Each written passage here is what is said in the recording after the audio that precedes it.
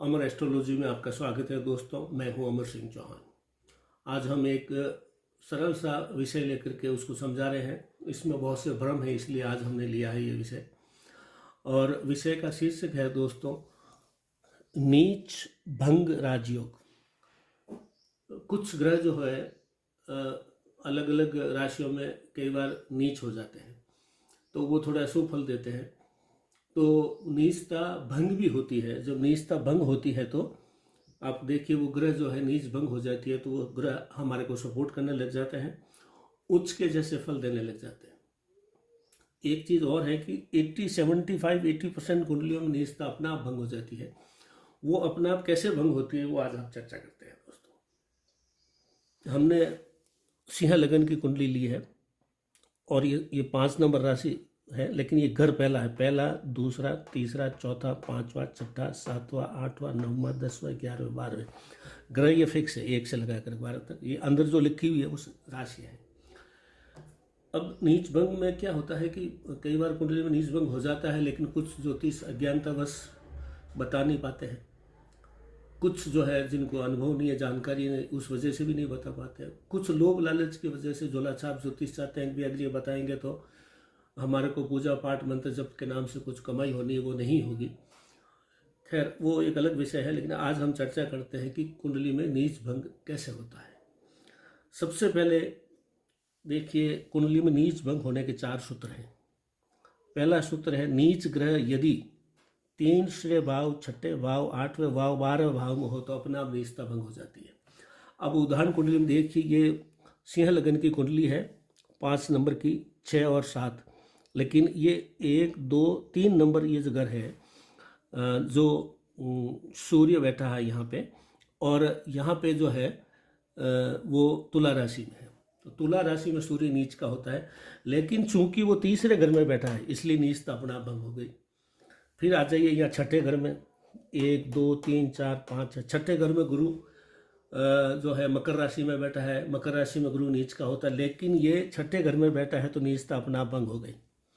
फिर आ जाइए बुध, मीन राशि में जो है नीच का होता है बुध, लेकिन 8वें घर में बैठा है। यहाँ से गिन लीजिए, 8वें घर में अपने आप नीचता भंग हो गई। फिर आ जाइए मंगल, कर्क राशि में नीच का होता है, लेकिन ये 12वें घर में बैठा है। तो 3, 6, 8, 12 में कोई भी नीच का ग्रह बैठा हो वो ऑटोमेटिक उसकी नीचता भंग हो जाती है। सरलतम बात यह है। पहला सूत्र लागू हो गया। दूसरा सूत्र है, अगर किसी नीच ग्रह के साथ में उच्च का ग्रह बैठा हो, नीच के साथ में उच्च का ग्रह बैठा हो, ये उदाहरण ले लीजिए, बुध यहाँ नीच में है, नीच है मीन राशि में, लेकिन मीन राशि में शुक्र उच्च का होता है। सूत्र क्या कहता है, नीच के साथ उच्च का ग्रह हो। तो ये मीन में बुध नीच का है, मीन में ही शुक्र उच्च का है। तो नीच ग्रह के साथ में अगर उच्च ग्रह का ग्रह उसी भाव में बैठा हो तो भी नीचता भंग हो जाती है। दूसरा सूत्र लागू हो गया। तीसरा सूत्र यह है कि नीच ग्रह बैठा है, जैसे ये बुध यहाँ में नीच का है, लेकिन इस भाव का मालिक जो है वो है गुरु। तो अगर नीच ग्रह के ऊपर गुरु की दृष्टि पड़ जाए तो गुरु की कितनी दृष्टि होती है, 5, 7, 9। तो एक यहाँ गुरु बैठा है, 1, 2, 3, 4, 5। गुरु की 5वीं दृष्टि बुध पे पड़ रही है, क्योंकि गुरु इस घर का मालिक है। किसका? 12वें जो राशि है, इस 12वें का मालिक शुक्र उच्च का होता है, लेकिन इसका मालिक गुरु है। तो गुरु की दृष्टि पड़ रही है, 1, 2, 3, 4, 5। तो अगर नीच ग्रह पर भावेश यानी इस भाव का स्वामी गुरु की दृष्टि पड़ रही है तो भी नीचता भंग हो जाती है दोस्तों। ये हो गया। एक सूत्र और है कि